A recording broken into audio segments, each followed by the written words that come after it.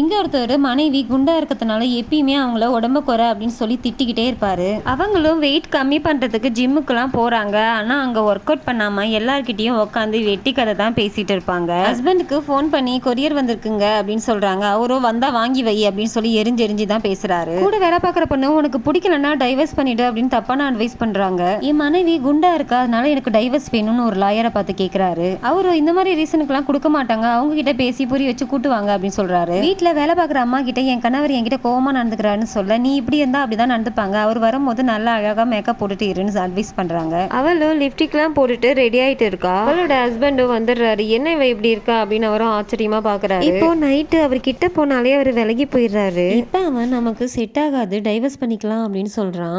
எந்த சண்டையுமே இல்லை, நான் கண்டிப்பா உடம்பு கம்மி பண்ணிடுறேங்க, டைவர்ஸ்லாம் வேணாம் அப்படின்னு சொல்லி பயங்கரமா அழுகுறா.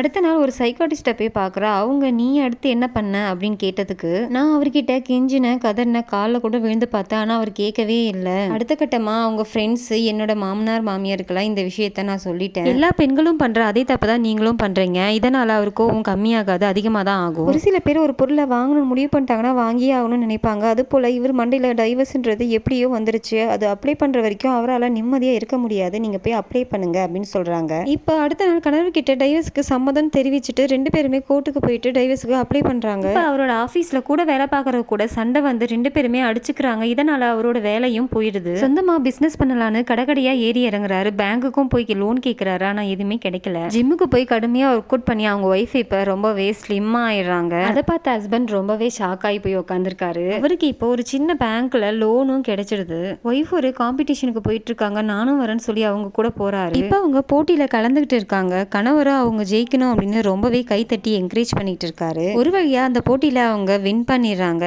இப்போ ரெண்டு பேருமே ஒன்று சேர்ந்துடுறாங்க.